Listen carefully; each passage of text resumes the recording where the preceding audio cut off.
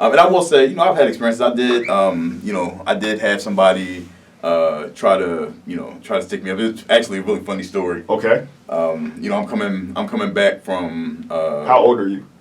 Probably about 17. Okay. So I look like a grown man. Right. I get it. So the guy runs up on me, and people don't know. At 17, you were like 275. Yeah, you played football at like 275, right? So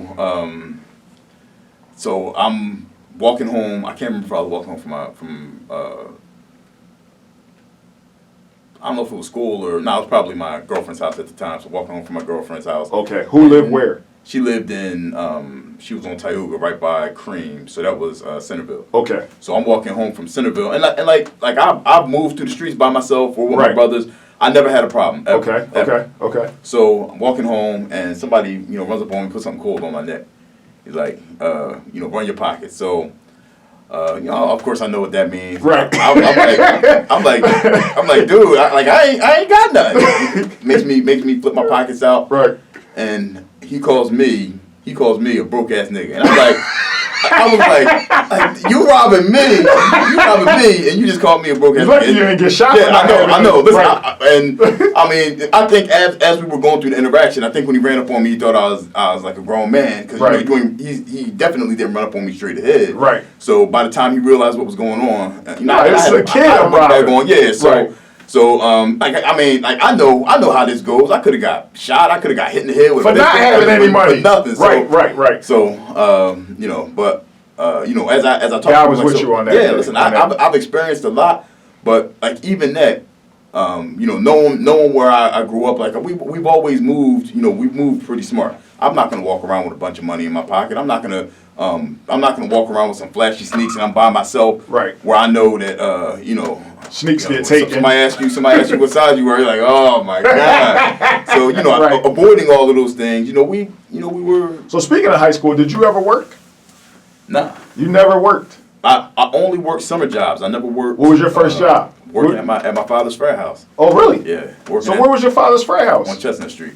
In Camden? In Camden, yeah. Really? Yeah. So what were you doing? We would clean up the house, clean up the yard, clean up the alley next to it. Okay. And started working there, and all right, I'm about to blitz you with some questions. You ready? All right. On a scale of 1 to 10, and I think I can guess what your answer is going to be. On a scale of 1 to 10, with 1 being the worst ever and 10 being the best possible, how would you rate your personally? How would you rate your childhood? I would say a 9. I would say a 9 only because my parents always pushed us to try to do better. So if I said 10, then that would mean they left no space. Right. I would say a 9 because the expectation would be for us to do better for ours as we move on. Do you have a worst childhood day that if you could, you would like to forever forget or erase from history? A worst day or worst time period?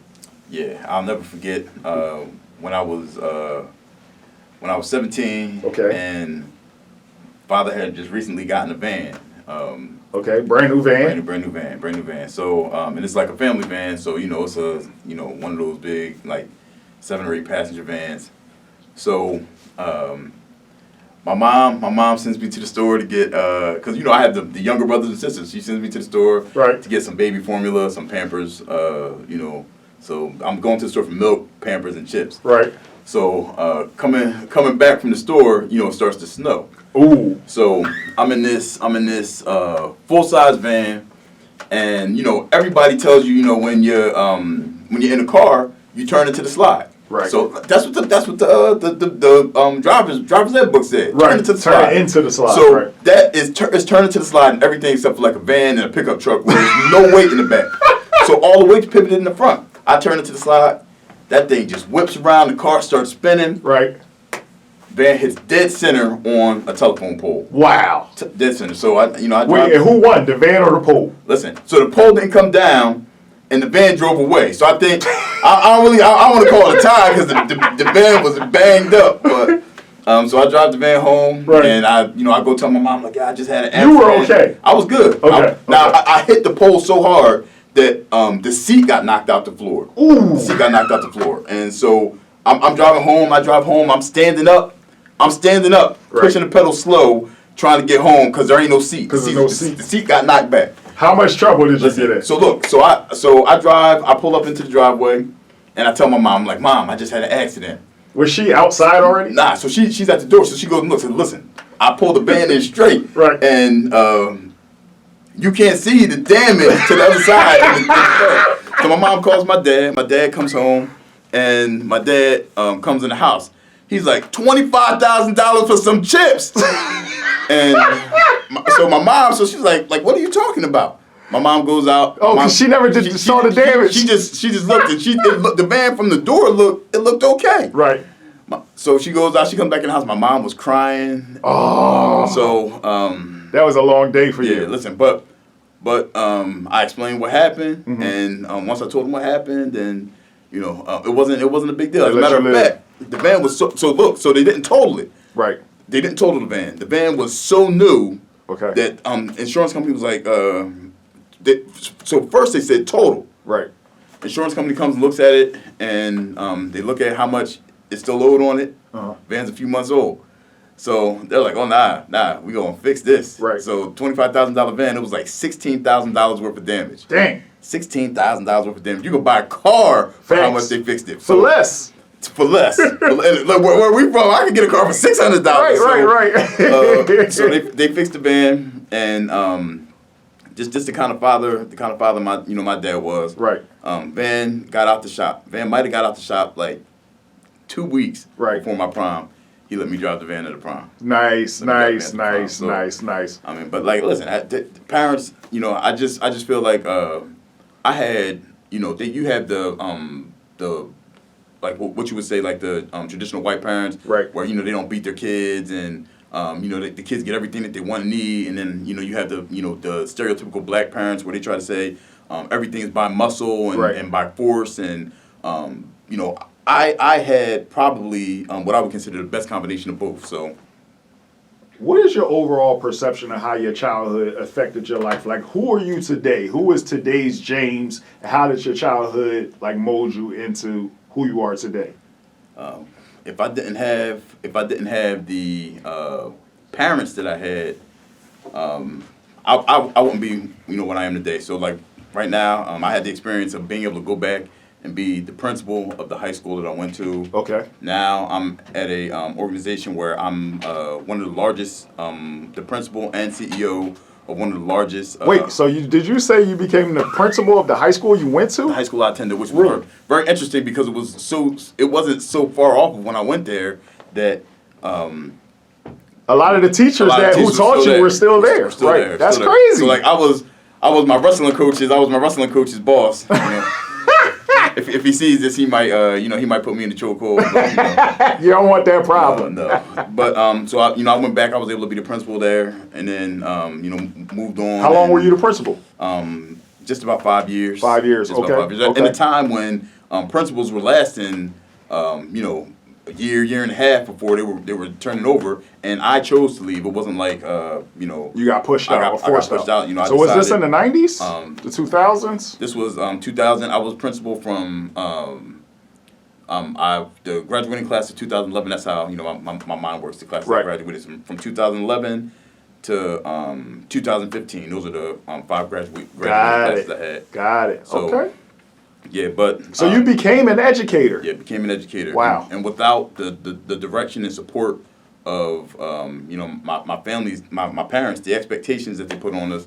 Right. And it wasn't you have to go to school. It was you have to do something. You have to do something productive. And so I'm working on my doctorate now.